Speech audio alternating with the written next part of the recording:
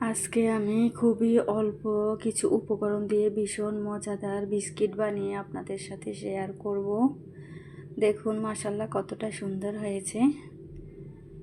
আসসালামু আলাইকুম everyone, Nahar food ব্লগে আপনাদেরকে স্বাগতম। যে যেখান থেকে দেখতেছেন সবাইকে জানাই অনেক অনেক ধন্যবাদ।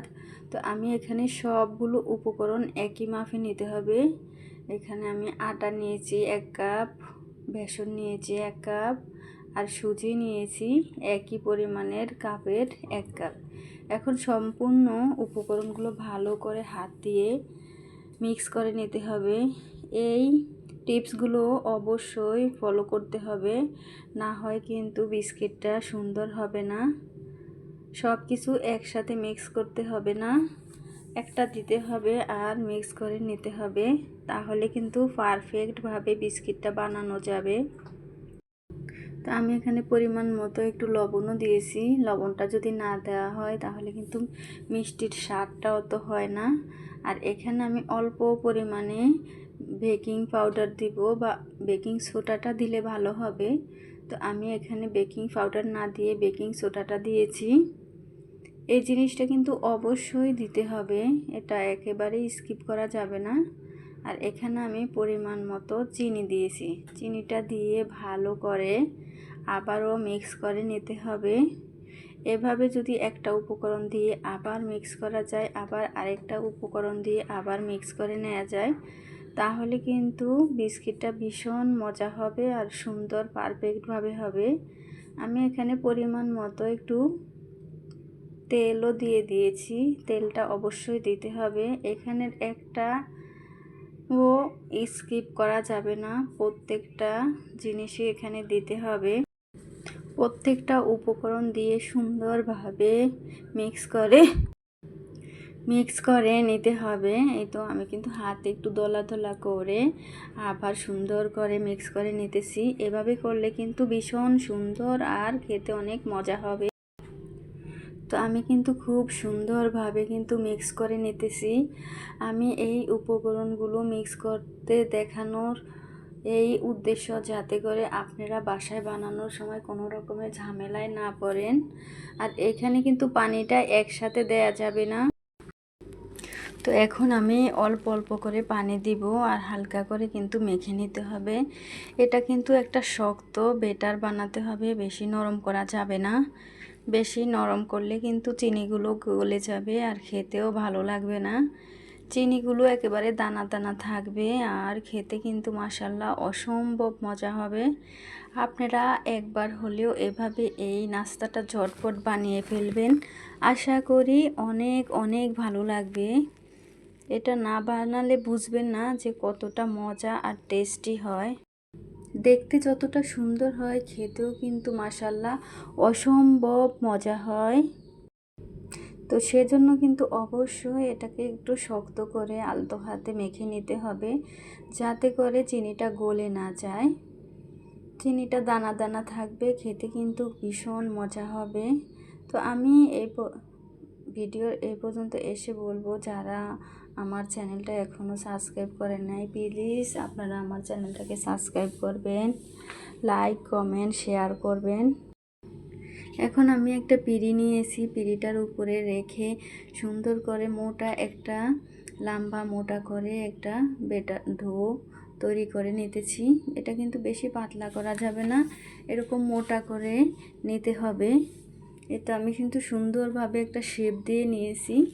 নিয়ে এখন সুন্দর করে কিন্তু পিস পিস করে কেটে নিতে হবে। এটা কেটে না নিলে কিন্তু এটার সৌন্দর্যটা দেখা যাবে না, আর বানালেও ভালো হবে না। হাতে এটা বানানো যাবে না, এটা অবশ্যই একটা চাকু দিয়ে কেটে নিতে হবে। তো আমি চাকুটা দুই পাশে একটু তেলটা লাগিয়ে নিয়েছি, যাতে করে লেগে না যায়। তো আমি এখন সুন্দর করে কেটে নিব পিস পিস করে। তো এই তো দেখুন আমি কিন্তু কেটে নিতেছি। দেখুন ভিতরটা কতটা সুন্দর আর জালিদার হয়েছে। এটা কিন্তু সুন্দর করে একটু পাতলা করে কেটে নিতে হবে, বেশি ভারীও করা যাবে না, আবার বেশি পাতলাও করা যাবে না, মিডিয়াম করে কেটে নিতে হবে। ভাজার পরে এটা দেখতে যতটা লোভনীয় হবে, খেতেও কিন্তু মাশাআল্লাহ অসম্ভব মজা হবে। এই রমজানে ইফতারের কিন্তু একটা আইটেম হিসেবে এটা রাখা যায়। আর এই বিস্কিটটা বানিয়ে বাসায় দীর্ঘদিন সংরক্ষণ করা যাবে। আপনারা যদি চান বাসায় সংরক্ষণ করার জন্য, তাহলে কিন্তু পরিমাণে সবগুলো উপকরণ বাড়িয়ে নিতে হবে। আর সবগুলো কিন্তু সমানভাবে একই মাপের নিতে হবে। আটা, বেসন আর সুজি একই পরিমাণে নিতে হবে, তাহলে কিন্তু পারফেক্টভাবে আপনাদের বিস্কিটটা বানানো হবে। তো এই তো আমি কিন্তু সবগুলো আপনাদের বোঝার সুবিধার্থে কেটে কেটে দেখাচ্ছি, যাতে আপনারা সুন্দর করে বাসায় বানিয়ে নিতে পারেন। এই তো সবগুলো কিন্তু আমি কেটে নিয়েছি, দেখুন কতটা সুন্দর হয়েছে। দেখুন আমি কাছ থেকে দেখিয়ে দিচ্ছি ভিতরটা কতটা জালিদার হয়েছে। এটা কাটার পরেই কিন্তু এরকম হবে, হাত দিয়ে বানালে কিন্তু এরকম হবে না। তো আমি চুলায় একটা ফ্রাই প্যান বসিয়ে একটু গরম করে নিয়েছিলাম। এখন আমি একে একে বিস্কুটগুলো দিয়ে দিব তেলের ভিতরে।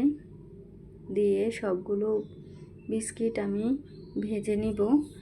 এটা মিডিয়াম হিটে রেখে ভাজতে হবে, লো হিটেও রাখা যাবে না আর হাই হিটেও রাখা যাবে না।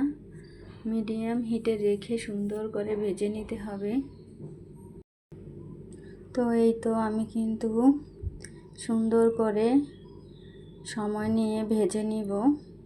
এটা কিন্তু বাসায় একটা মেহমান আসলে আপনি হাতে গোনা 10টা মিনিট হাতে সময় নিয়ে মেহমানকে খাওয়াতে পারবেন, এতটুকু গ্যারান্টি আমি দিতে পারি।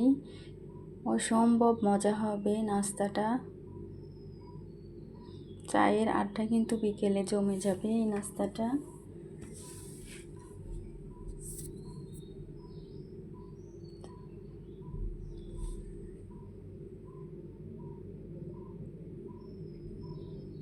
আজকের আমার এই রেসিপিটা কেমন হয়েছে কমেন্ট বক্সে অবশ্যই জানাবেন।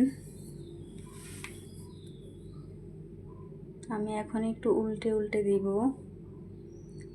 চুলার উপরে ভাজার পর বিস্কিটটা যে এত সুন্দর আর লোভনীয় হয়েছে, আমি কিন্তু সবগুলো বিস্কিট একে একে উল্টে দিতেছি। আর দেখুন কতটা বড় হয়ে গেছে। প্রথমে কিন্তু বড় করে বানানো যাবে না, চাইলে আপনারা বানাতে পারেন। তো আমি এই সাইজের বানিয়েছি। এই তো বানানোর পরে ভাজার পরে কতটা বড় হয়ে গেছে, দেখতে কিন্তু বেশ ভালোই লাগছে।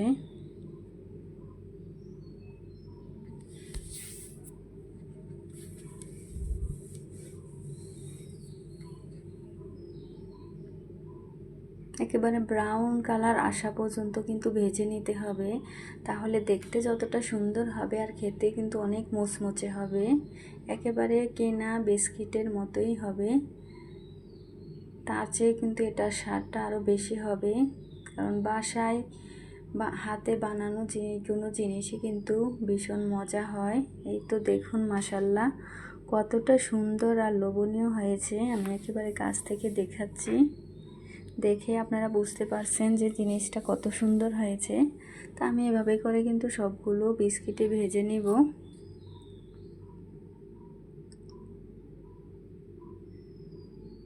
পুরো ভিডিওটা দিতে গেলে তো অনেক বড় হয়ে যাবে, তো আমি আপনাদের বোঝার সুবিধাতে যতটুকু দেখানো দরকার দেখিয়েছি। আপনারা প্লিজ একটু সময় নিয়ে ভিডিওটা দেখবেন, আশা করি অনেক ভালো লাগবে।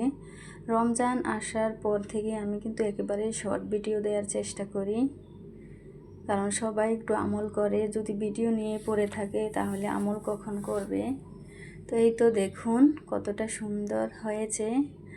আর এটা একেবারে ভীষণ শক্ত হয়েছে, বিস্কিটের মতো। দেখুন কতটা সুন্দর হয়েছে।